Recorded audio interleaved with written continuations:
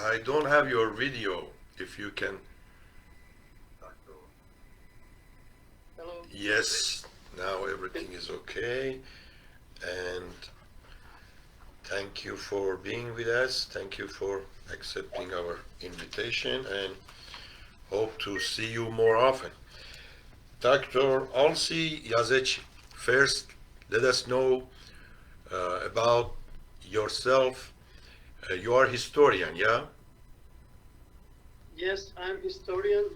I deal with the history of Muslims and Islam in the Balkans. Okay. Of course, Iranian are familiar with the MEK Mujahideen and can make their own judgment. But what did the Albanian make of MEK when they arrived in their country?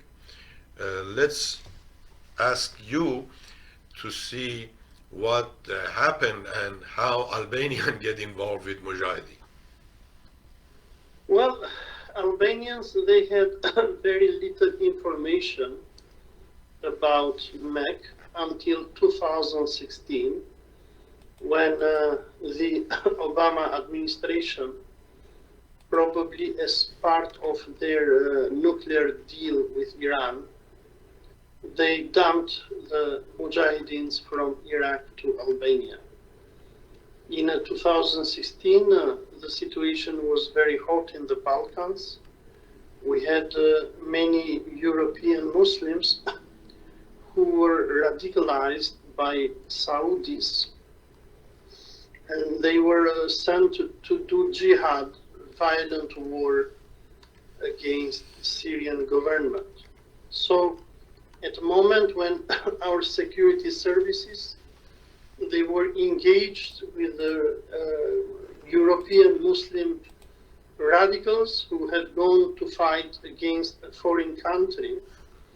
And at the moment when the Americans pushed our governments here in the Balkans to change their laws and to fight the process of radicalization, suddenly in the news, it was the time Secretary of State John Kerry, there was an announcement in February 2016 that Albania had agreed to host 3,000 Iranian Mujahideens. In that time, our public was afraid and was shocked to hear this, because, we were already faced with Daesh or ISIS or Jabhat al-Nusra jihadis. And now suddenly we were going to receive some Iranian terrorists. In that time, I started reading about MEK and who they were. And I took part in a number of TV discussions here as an expert, and advising our government to not take these people in. But it was a done deal.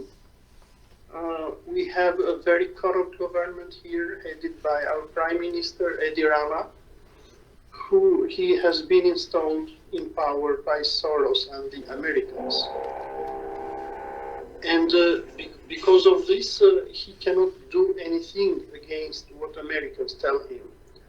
Because the situation of Albania today with the Americans is somehow like the situation of Iranians in the time of Prime Minister Mossadegh, where Americans were controlling almost everything in Iran. Anyhow, the coming of the Mujahideens, even though our people were horrified by their coming, and almost all the media outlets started attacking our government, Americans imposed them, and there was no referendum on Albania on whether we should take them or not. So they were dumped in Albania, and our government claimed that Americans were going to give them money and other stuff. So in a way, they forced themselves into the Albanian society. However, from 2016 to 2018, The Mujahideens, in a way, kept a very low profile in the country. The propaganda that was made in this time was that they were victims of the Iranian government, that these people were nice and innocent people, and they simply needed a humanitarian shelter, like we have many Afghanis, Iraqis, Syrians, and Palestinians here.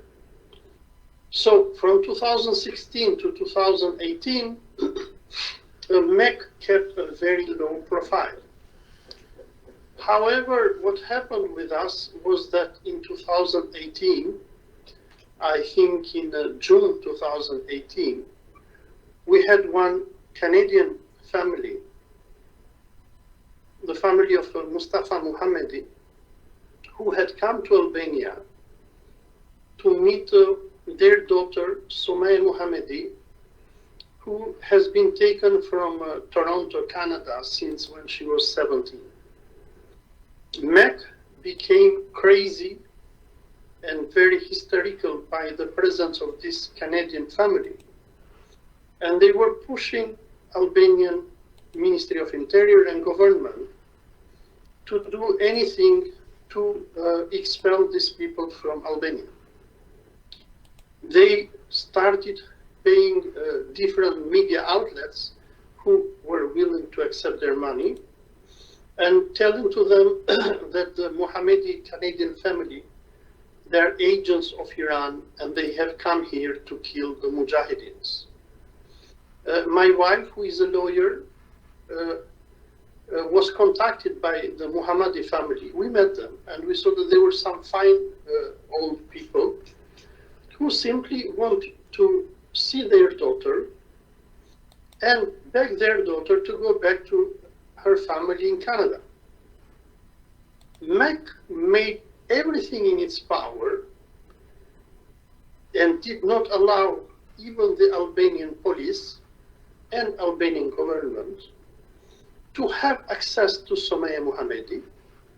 They did not allow this poor brainwashed girl to go out in public to meet her mother and father, but they were publishing all kinds of lies and slander and crazy stuff against this mother and father, and they didn't allow even for a second this girl to go out and meet her mom and dad. They were writing letters on behalf of Sumaya Mohammadi, and they were sending these letters to the media, and they were claiming that my mom and dad are agents of mullahs. They have come here to take me and to make me a sex slave for the mullahs of Teheran. Crazy. This Canadian family wanted simply to tell to their daughter to go home, to finish a university degree, to get a job, to get married, to have a life like her two brothers and sisters had in Canada. Her sister was working with Air Canada. Her brother, who was hostage of MEK in Iraq, was an engineer. Her other brother was an electrician. So they were a very fine Canadian family. Albanian public was shocked.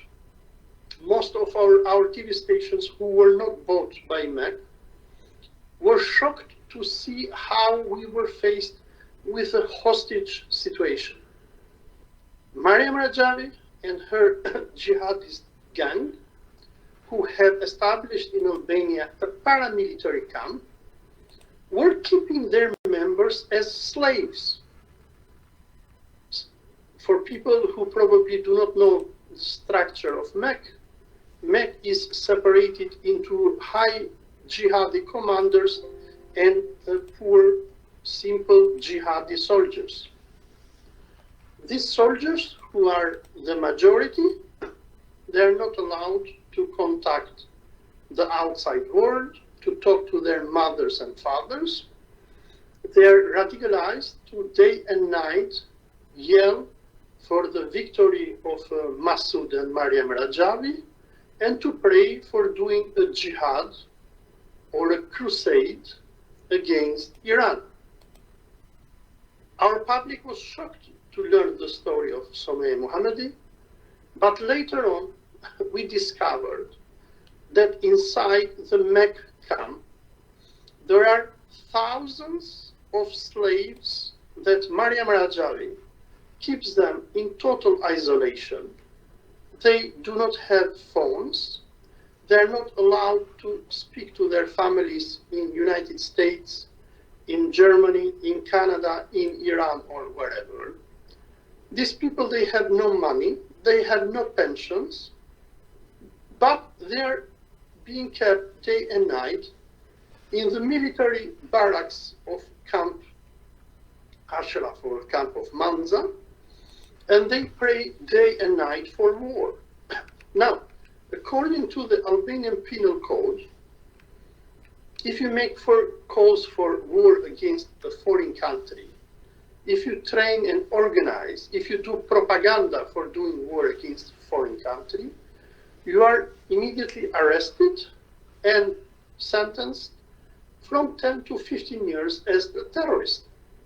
What we found out in 2018 was that MEK, which is a very secretive cultish organization, is or was running a paramilitary jihadi organization in our country. They had their own laws and they didn't obey to Albanian laws. They could torture, isolate, punish their soldiers, and moreover what we discovered was that Albanian courts, Albanian police were taking orders from the Albanian Ministry of Interior, and our Interior Ministry was taking orders by the American embassy here in Tirana not to touch the MEK. In 2017, 18, 19, we had many Western media outlets who came to Albania, and they tried to interview MEK.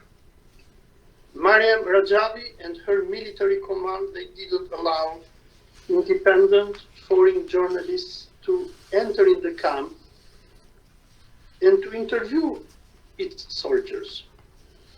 Journalists from the British Channel 4 were even beaten by MEK. On the other hand, we discovered that during this time, some MEK soldiers managed to escape from the MEK camp. And when they were escaping, they were telling to the world very horrible things. They were speaking about torture, brainwashing, about Maryam Rajavi, and before that her husband, Massoud, who were depicting themselves as some kind of holy people, as some kind of God or Imam Mahdi to these poor soldiers, and who were telling to these people that they had to go in Iran and to kill the mullahs and to liberate Iran. And these people who were inside this camp for the past 20 to 30 years, they were so primitive, so outdated, as it was unimaginable for us people who live in the free world. We have met people who, when they have come out of the camp, they didn't know how to use a smartphone. We have seen people who haven't seen horses in their life, who haven't seen goats in their life. People who, for the last 30 years, have been living in a kind of prison, which is run by Maryam Rajavi. And these people were psychologically so weak and tortured. What we discovered was, it is like in those fiction movies. If you have seen movies with cults coming from a different era where humans are being experimented as guinea pigs, this is what we discovered from these people. And what is more scary was that whenever Western foreign journalists, people even like me, or even like you, Mr. Parsa, try to question and to investigate what is going on, inside this horrible cult, immediately under the historical orders of Maryam Rajavi, every journalist, be them working for the BBC or for Channel 4 or for the New York Times or what have you, everybody was accused as being an Iranian agent. For your viewers, I just want to remind them that after we finish this interview, all of us are going to be personally attacked by the Mujahideen command. Now, Maryam Rajavi claims that she wants to bring democracy in Iran. Personally, I have challenged Maryam Rajavi that if she wants to bring democracy in Iran, first, she must democratize her cult and her members.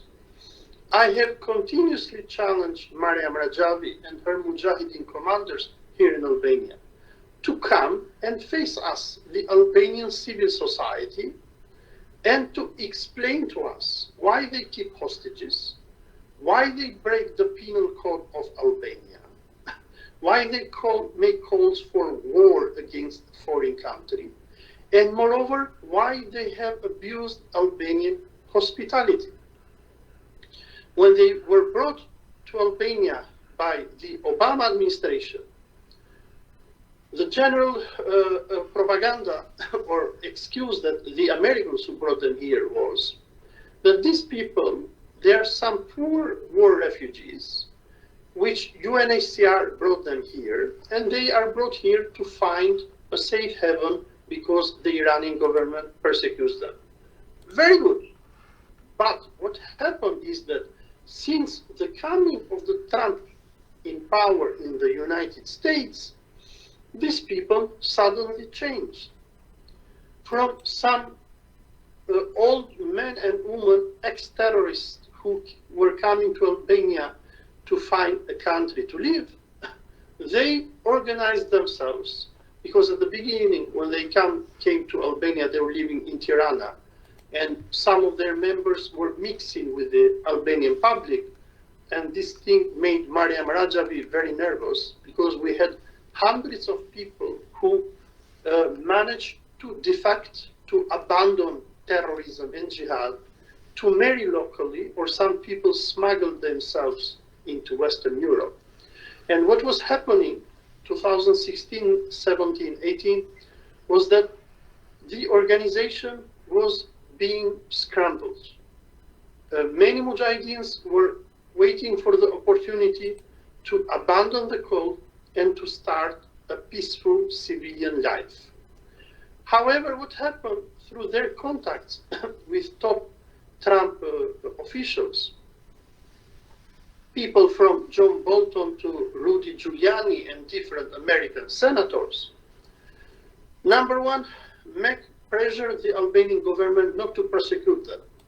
Because in 2016-17, we had some MEK members who made sexual scandals here, like raping little children and others. These people were arrested in 2 police stations. In 2018, we had a number of Mujahideens who attacked, beat and hospitalized Mr. Mustafa Mohammedi when he was in Tirana looking for his daughter.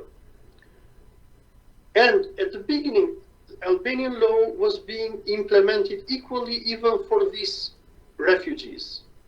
However, what happened from 2018 and onwards, by using people like John Bolton and Rudy Giuliani, MEK made so many pressures on the Albanian government by threatening the Albanian government not to touch MEK members. So from 2018 to this day, Maryam Rajavi can kill her members inside the camp. She can jail them, imprison them, enslave them, and Albanian police and courts are afraid to act and to implement the law. In 2018, when we had the big scandal of the family of Soumaya Mohammedi, and we had the Mohammedi family, the Canadian, here in Tirana, Albanian Secret Service and police everybody were against the Mohammedi family because MEK was claiming that these people are Iranian terrorists who have come to Albania to kill us. What the Mohammedi family did is they took a lawyer, they charged MEK with a hostage taking, and they challenged MEK in the court. What happened was that there was huge pressure against Albanian courts not to prosecute MEK for keeping Somaya Mohammedi as a hostage. And on the other hand, MEK, through the different US politicians, blackmailed many Albanian parliamentarians here to come on the side of MEK. I had discussions in 2018 with some Albanian MPs and telling to them, sir, look, we have the Mohammedi family here. They want to meet their daughter. Imagine if Abu Bakr al-Baghdadi and Daesh will take your daughter and will send her to Raqqa or to Mosul. What are you going to do? The answer was, we will do anything to free our daughter from the jihadi camp. I was telling to them, sir, we have a Canadian resident lady who is being held as a hostage in the MEK camp. She is being radicalized. In her interviews, she was saying, I'm ready to go and fight in Iran, etc. And we have this Canadian family who is here, who want to meet their daughter. And what happened was that MEK was not allowing access even to Albanian MPs in their camp. And when some of them were going and visiting MEK and advising MEK and telling to them, please open up the camp, please let this girl to meet with their parents, MEK was publishing fake stories. They were saying the MP X came in our camp and he said, we must fight Iranian terrorism, who is trying to kill the Mujahideens, etc., etc. Something that is very important about people who deal with MEK is that they're professional liars. In 2018, in October, Albanian journalists caught MEK cheating and lying on behalf of European MPs. We have one European MP, his name is Edward Kukan, who is part of the anti-Iran lobby. MEK published a press release on the name of Edward Kukan, sent it to Albanian medias, claiming that Edward Kukan was saying that we have to fight Iranian terrorism, we have to defend the Mujahideens, etc. Albanian journalists, they contacted the office of Edward Kukan and he said, I have no idea of this letter, I don't know who did it. MEK, apart from being a very weird and scary cultish organization, since 2018 has been used by the CIA, I would say, for spreading fake news against Iran.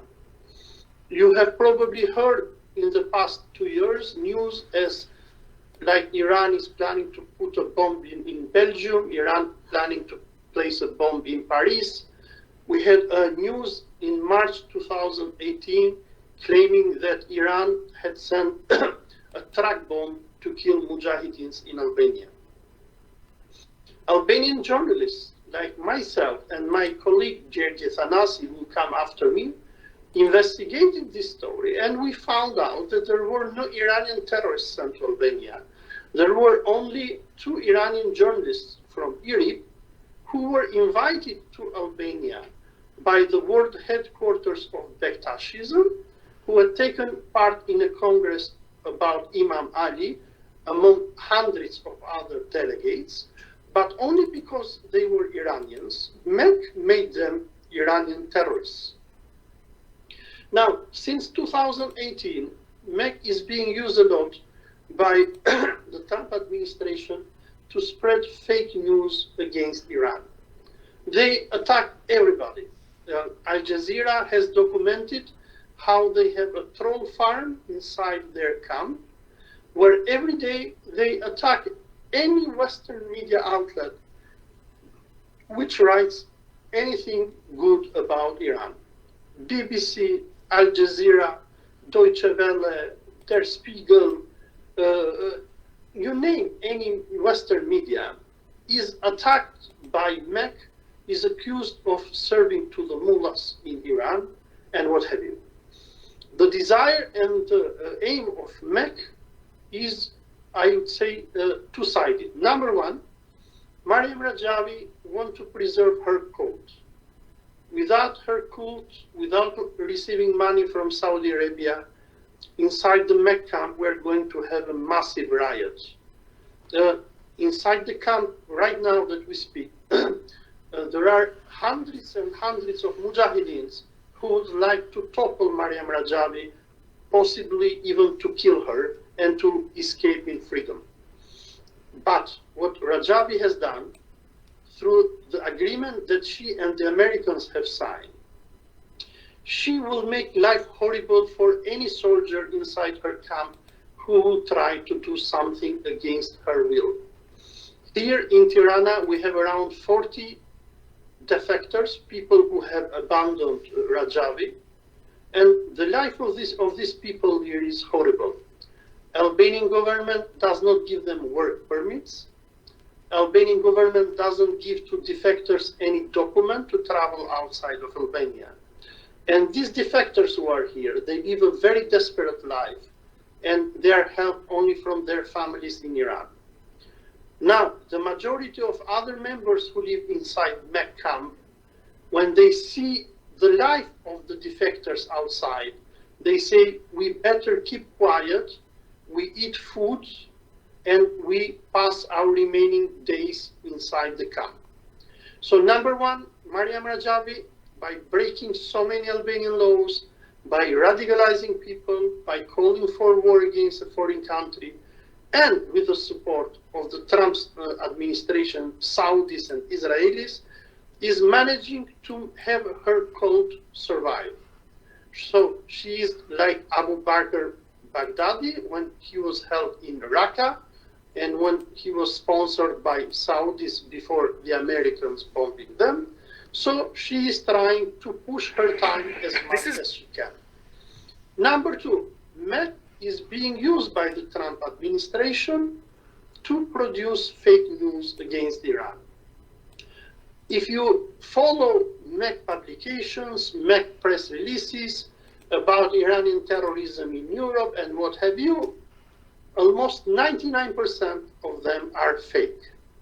In 2018, we had a meeting in the European Parliament where we had one Italian expert on MEK who was describing to us the propaganda that MEK does in Italy on approaching every Italian company that makes business with Iran and threatening and blackmailing them. So their main duty, apart from preserving the cult, is to do anything possible against Iran. But MEK does not attack the Iranian government only. It attacks any kind of Iranian. Since 2018, Albania has become a no-go zone for Iranians. So even if you are an American Iranian, if you are a German Iranian, if you are an Italian Iranian, when you come to Albania, MEK, through the Americans, have instructed Albanian police to immediately detain you. In this moment that I'm talking to you, we have dozens of Iranians in Albanian prisons. We have, let us say, Iranians who from Teheran want to smuggle themselves into United Kingdom. And if they transit themselves through Albania, they are immediately arrested. They are not turned back into Iran, but they are sent to jail because for Mariam Rajavi, any Iranian who is not with her is an agent of Iran, and he should be either imprisoned or killed. We have here the history of Ehsan Bidi. Ehsan Bidi is a defector of MEK who came to Albania in 2013, long time before Mariam Rajavi would come here. He was granted political asylum by UNHCR, and Albania accepted him because he was critical to Mariam Rajavi, because we have an opposition to what Americans call the Iranian opposition, because people like John Bolton, Mike Pompeo claim that Mariam Rajavi, her crazy cult, is the opposition to the mullahs of Iran. Good enough. But here, inside Albania, we have an opposition to Mariam Rajavi. And this opposition is being attacked by Albanian police. People like Ehsan Bidi that I'm mentioning to you is in prison in this moment that I'm talking. He was jailed in August 2019 and was kept in a refugee detention center until August 2020. Albanian government who cannot find any legal excuse to jail him, but Mariam Rajavi accuses every defector as being Iranian agent. So Ehsan Bidi was jailed because Albanian government illegally and by breaking its obligations with UNHCR removed his asylum. Our government asks the defectors to go back to Iran, but these people, they cannot go back to Iran. They have no passports. Iran is not going to accept them, etc. So what our government does, like with the example of Ehsan Bidi, they send them in prison. In August 2020, when the 1 year detention of Ehsan Bidi ended, Mariam Rajavi and her jihadi gang, they bribed Albanian police who took Ehsan Bidi from the detention center and illegally threw him to the Greek border.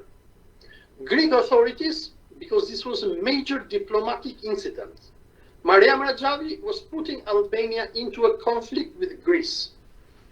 Greek army went into full alarm. They were probably even going to kill Ehsan Bidi, because this is what Mariam Rajavi wanted. She wanted to have him thrown to the Greek border and there, by illegally trespassing into Greece, probably to be killed. What happened is that a group of Albanian journalists here and MPs, we contacted different medias from Euronews to local news here, and we told them, look what our government is doing. It is taking orders by Mariam Rajavi, and it is throwing out of Albania the opposition to Mariam Rajavi. Thank God we saved Ehsan Bidi at the time, but since 1 month, if I'm not wrong, Albanian police have detained Ehsan Bidi again as illegal refugee, have sent him into a detention center. And unfortunately for Ehsan, because he's poor and most Iranian defectors here have no money, he cannot hire a lawyer to save himself. In Albania, in this moment that we're talking, there is a big witch hunt against Iranians. If you are a MEK member and you defect, you risk to be sent in jail for any stupid reason. For having a fake ID or anything, you'll go to jail. If you are an Iranian who you do not know what MEK is, but you just happen to transit through Albania, let us say you have a Schengen visa and you take a plane from Teheran to Istanbul to Albania and you want to go to Rome, as soon as you land in Albania, you are going to immediately be detained, interrogated, because for MEK, any Iranian is an enemy, and a good Iranian for Mariam Rajavi is a dead Iranian. This is a horrible organization that Albania is hosting. Many of our politicians, they are not happy about MEK. I presume even our prime minister is not happy. We had previously a foreign minister who was not happy. MEK forced Albania in 2018 to throw out of the country the Iranian ambassador. Mariam Rajavi asked John Bolton, and John Bolton blackmailed our Prime Minister, Edi Rama, to expel from Albania an Iranian diplomat and the Iranian ambassador. The excuse was that he was helping terrorism against Albania. This is not true. Iranian embassy does not support terrorism here. What were they doing? They were probably helping the defectors, people who need humanitarian assistance, because many of them do not even have food to eat. The Albanian government is not giving the right to work to these people, because Mariam Rajavi wants to kill and eliminate any defector who abandons her jihad. So what MEK has done to us since they're coming to Albania, number one, they have destroyed our legal system. They have destroyed the relations of Albania with Iran. They have taken hostage Albanian foreign policy towards Iran. And this has been done with the support of the Trump administration. We hope that with the coming of Biden as the next American president, the American government will come to its senses and will go back to the policies of the Obama era. During the era of President Obama, MEK was brought to Albania, but they were brought here to be de-radicalized, to assimilate themselves in our society, and to have a peaceful death. But what is happening since the coming of the Trump administration, they are being used as a terrorist tool against not only Iran, but even against the Europeans. We have so many fake news that we hear nowadays in Europe about Iran that will bomb and kill people here and there. And this fake news is being spread by the Mujahideens. They're terrorizing us. They're terrorizing the Europeans. They're blackmailing the Europeans. They're trying to take hostage of our foreign policy towards Iran. They're a very dangerous group. They're suicidal. And I hope that the Biden administration will do its best to de-radicalize them. Thank you so much. The best thing I ever heard was you use dumping Mujahideen on Albania. And our viewers, first of all, looks like they know you and they love you. They appreciate what you do and did for them. Also, Ms. Khodabandeh says, shame on Albanian government. Their foreign policy toward Iran is being dictated by a cult leader. And they also ask why police doesn't help them, or why the government of Albania doesn't help those that they got defected and separated from MEK. And you talked about it. You said they are afraid and they have some, money to spend over there, and we know sometimes they can find corrupt people in charge and get on with that. Also, Ms. Ann Singleton says Iranian who escape repression in Iran are the enemies of MEK.